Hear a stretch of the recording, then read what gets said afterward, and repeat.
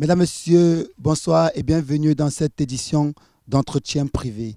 L'invité du jour s'appelle Maître Philippe Wakam. Il est avocat au barreau de Paris et il est également l'un des avocats de Longuet Longuet. Maître, merci de nous faire l'honneur. Je suis très content pour ce rendez-vous qui va nous permettre de faire le point sur la situation pénale de Longuet Longuet, M. Lonkana Agneau Simon, sur lequel on a tout entendu, les vertes et pas mûres, comme on dit dans le jargon, tout et son contraire. J'avoue que j'ai été assez frappé, stupéfait par la désinformation qui a entouré la situation personnelle de M. Lonkana.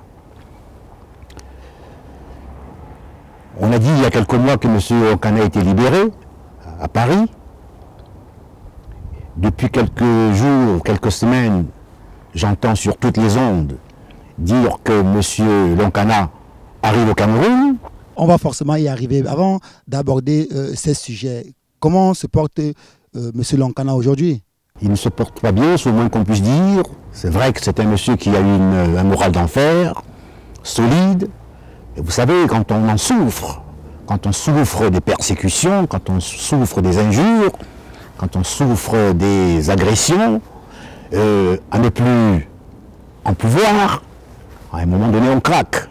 Donc le moins qu'on puisse dire, c'est que M. Lonkana n'est pas bien, ce qui nous amènera tout à l'heure à envisager l'opportunité de du nécessaire transfert international de M.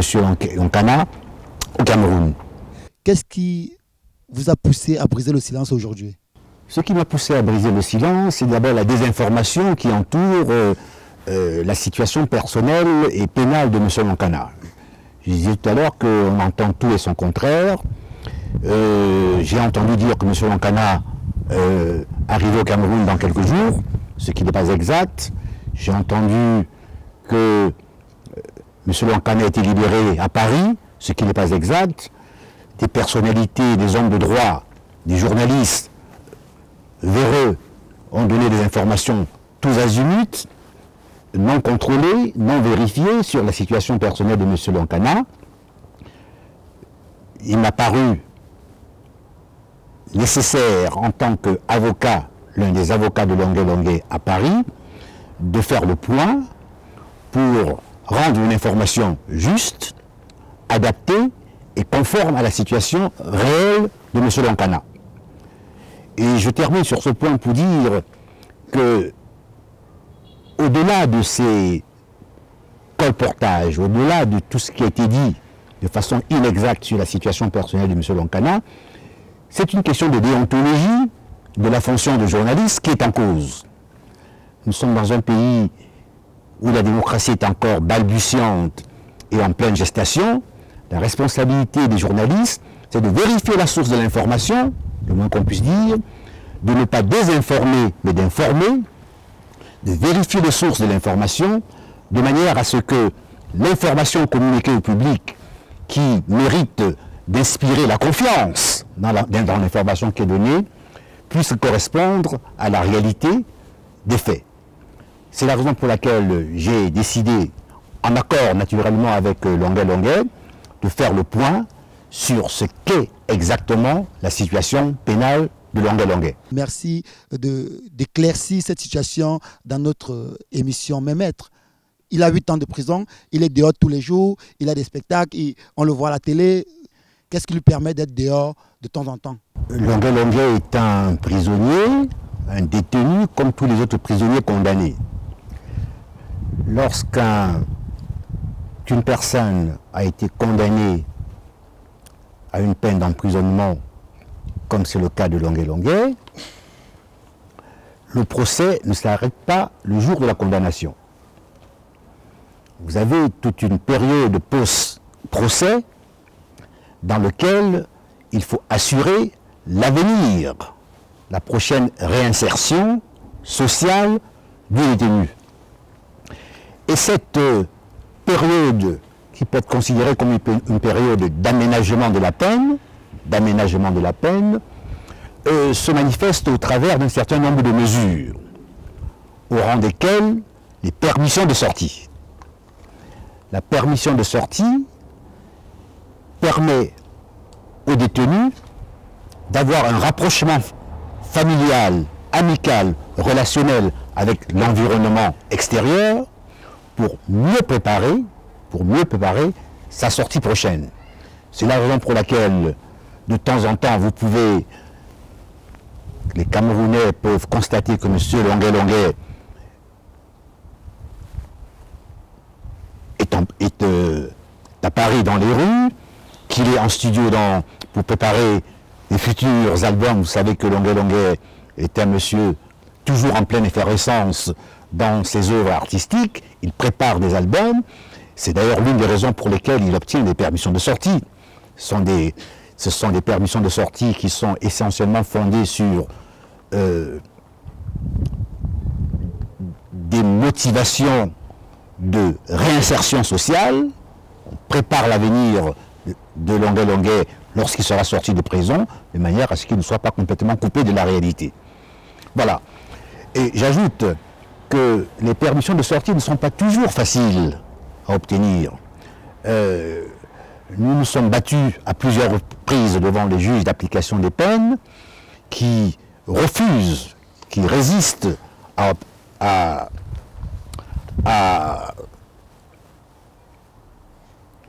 permettre à Longuet de sortir de prison. Ce n'est pas toujours facile.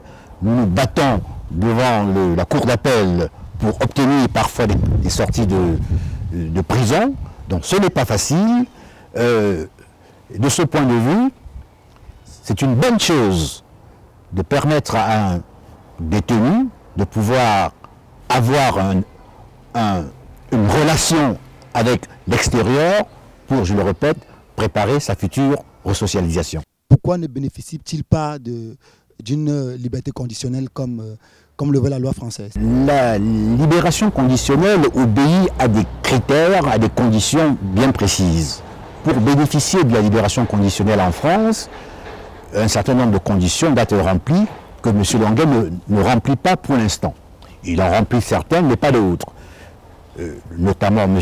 Longuet remplit la condition d'indemnisation des victimes, puisque je vous ai indiqué qu'il avait indemnisé à concurrence de 25 millions de francs CFA l'ensemble des parties civiles ou des victimes.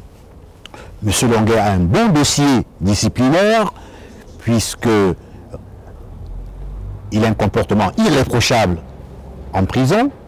C'est une condition pour obtenir la libération la libération conditionnelle, mais malheureusement, il y a une condition qui est essentielle, c'est que M. Longuet doit avoir au moins accompli la moitié de sa peine.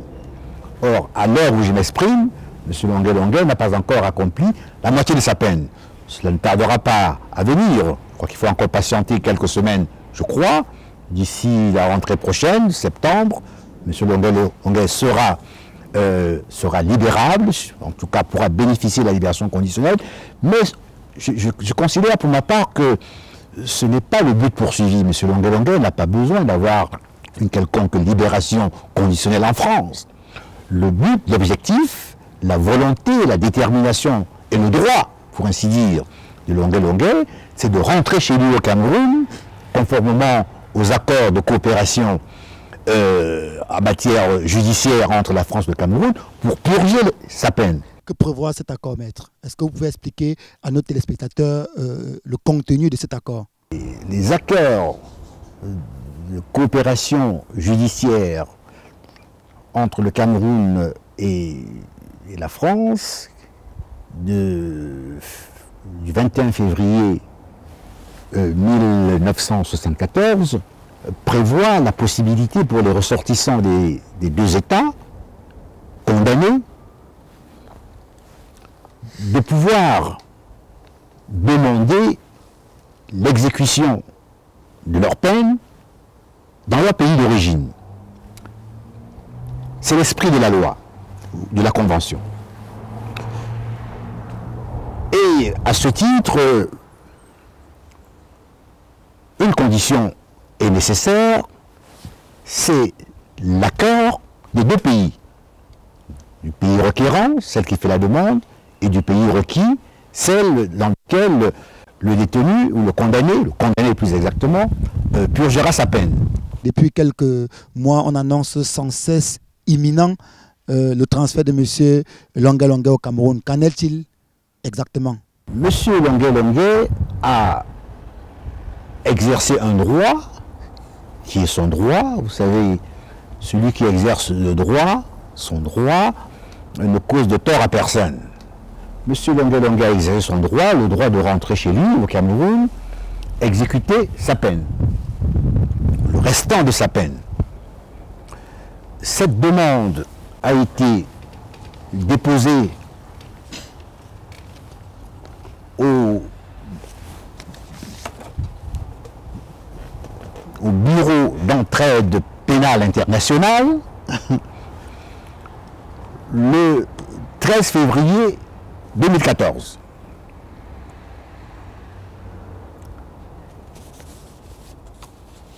« 13 février 2014. Et le 24 février 2014, le Bureau d'entraide pénale internationale de la direction des affaires criminelles et de grâce du ministère de la Justice française a saisi les autorités camerounaises, c'est-à-dire le ministre de la Justice camerounaise, via les services du ministère des Affaires étrangères, pour demander si le Cameroun, les autorités camerounaises, voyaient un inconvénient à ce que Longuet Longuet soit transféré au Cameroun pour purger le restant de sa peine. De nos jours, à nos jours, plus exactement à nos jours, nous n'avons pas de réponse à cette demande. Je rappelle que ça fait 8 mois aujourd'hui que nous attendons cette réponse. J'ai moi-même écrit au ministre de la Justice du Cameroun pour expliquer les raisons pour lesquelles le transfert de M. Longuet Longuet apparaissait urgente, pour des considérations sur lesquelles nous pourrons venir si vous souhaitez, pour des raisons à la fois humanitaires et de sécurité personnelle de Longuet Longuet dans les prisons françaises. Nous n'avons pas à ce jour de réponse. Nous n'avons pas à ce jour de réponse. Alors, quelles sont les raisons qui peuvent expliquer ce silence? D'abord, je tiens à rappeler qu'il n'y a pas de délai en matière, les conventions internationales en matière de transfèrement international n'imposent pas de délai aux États pour répondre à des demandes de transfèrement international. Il est fait référence au délai raisonnable, une réponse dans les délais raisonnables. Alors vous savez très bien que la notion de délai raisonnable est une notion subjective. Il faut l'apprécier in concreto, mais la question se pose de savoir si 8 mois après que la demande de M. Longuet Longuet ait été adressée aux autorités camerounaises, est-ce que le délai de 8 mois n'est pas suffisant, n'est pas raisonnable pour apporter une réponse? Alors, quelles sont les raisons qui peuvent expliquer ce silence, non pas ce retard puisqu'il n'y a pas de délai, mais ce silence ou cette lenteur de l'administration camerounaise? Je pense que pour apporter une réponse à cette question, on ne peut que conjecturer, on ne peut que faire des hypothèses,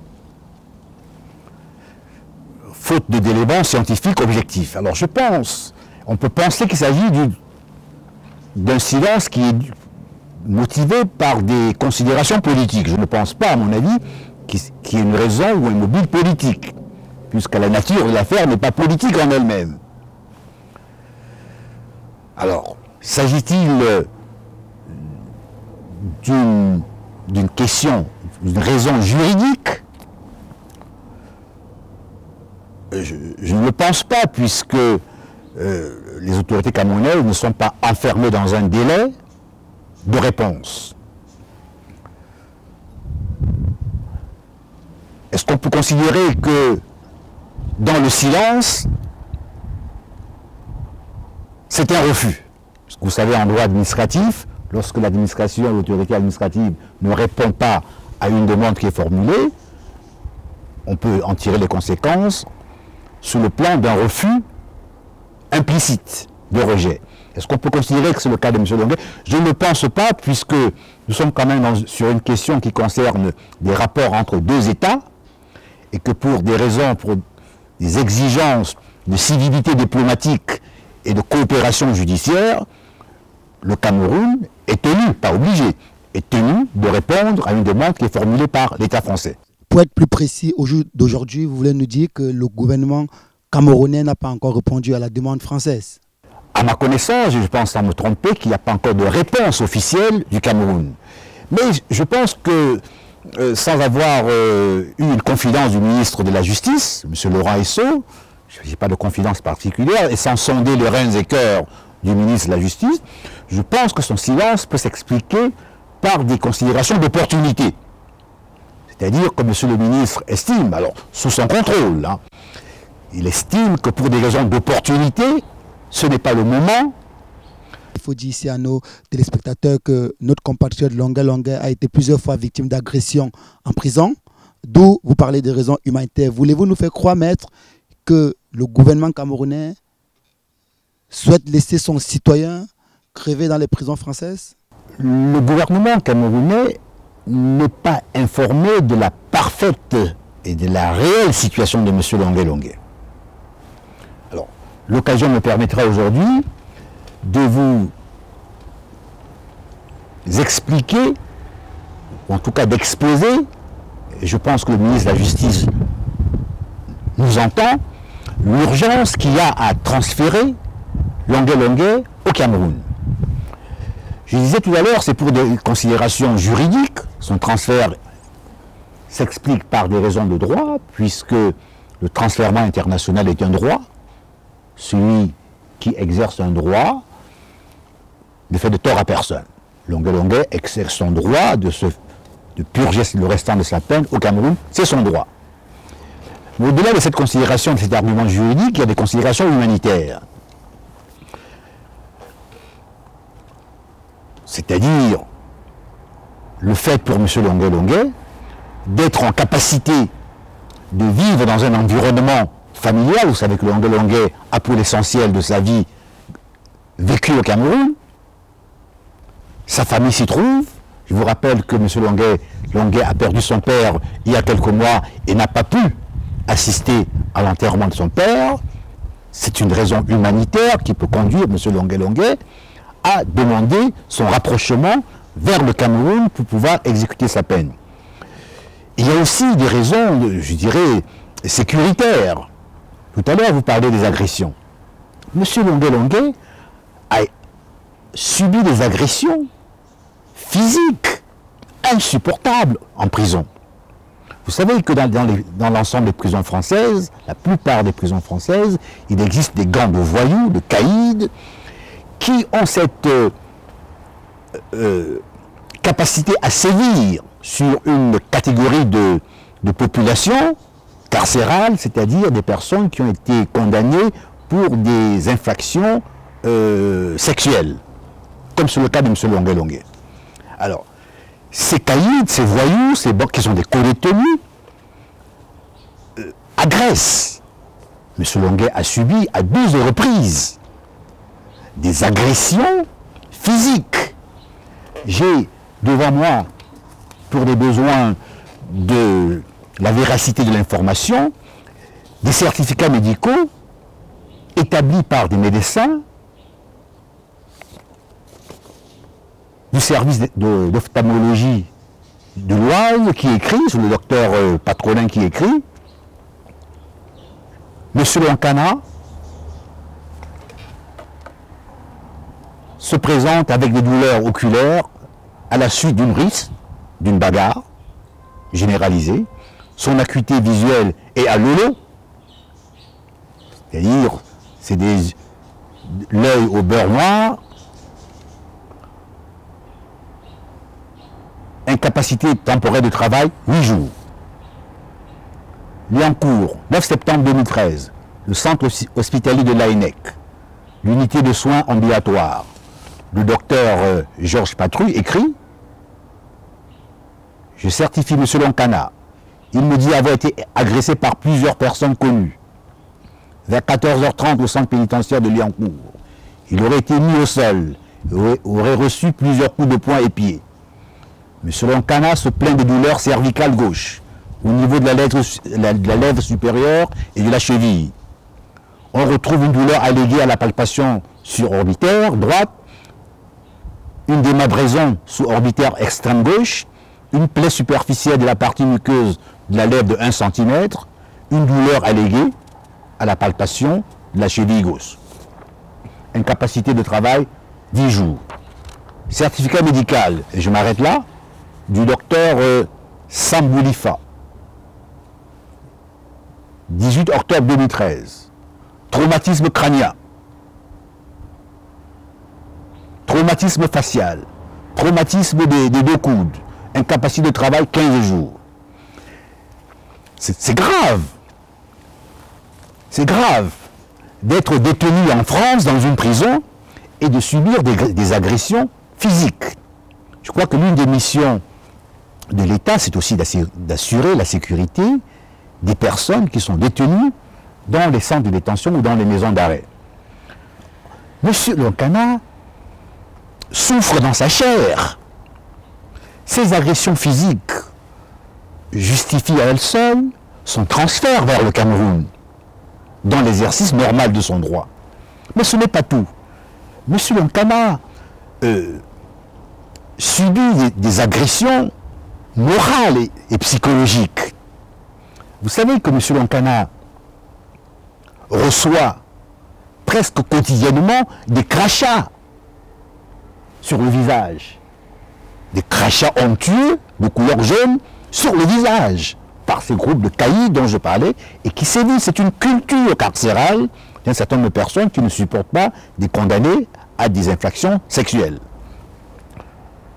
M. Lonkana est véritablement dans une situation d'insécurité morale, puisque les harcèlements, les injures, les propos racistes et xénophobes sont le quotidien de M. Lonkana. Tenez, sale nègre, casse-toi. Nique ta mère. On va te la défoncer. Tu seras défenestré. Mais c'est grave.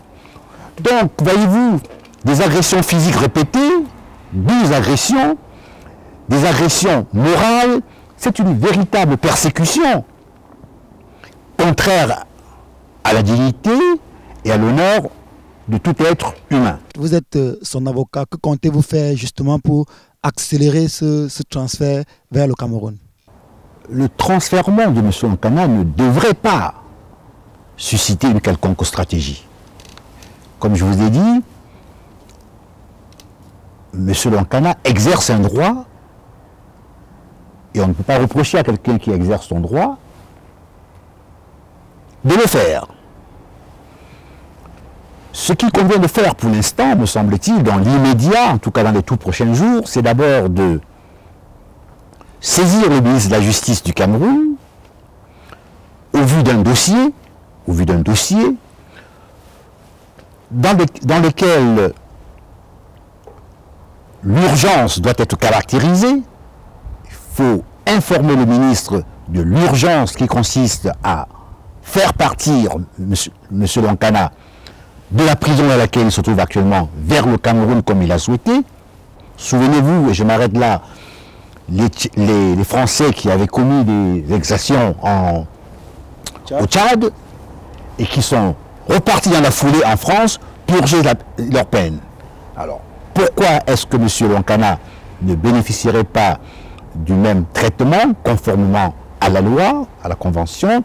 Je pense pour ma part, je vous l'ai dit tout à l'heure, c'est pour des raisons d'opportunité du ministre, mais il est grand temps, pour répondre à votre question, je saisirai dans les tout prochains jours le ministre de la Justice au vu d'un dossier fondé sur des raisons à la fois humanitaires, sur l'urgence et sur des raisons d'insécurité à la fois physique et morale dans lequel M. Lonkana se trouve actuellement. Croyez-vous sincèrement qu'il y a manifestement une volonté du ministre, du ministre ou du gouvernement camerounais, à ce que le citoyen camerounais Lonkana, artiste populaire de surcroît, crève dans les prisons françaises? J'ai répondu à cette question tout à l'heure en disant que c'est une décision d'opportunité. C'est-à-dire qu'il me semble que le ministre estime que ce n'est pas le moment de répondre à la demande qui a été faite de transfèrement international de M. Longuet, compte tenu du fait que les conventions ne prévoient pas, la convention de 1974 sur la coopération judiciaire entre la France et le Cameroun ne prévoit pas de délai, n'enferme pas la décision du ministre dans des délais.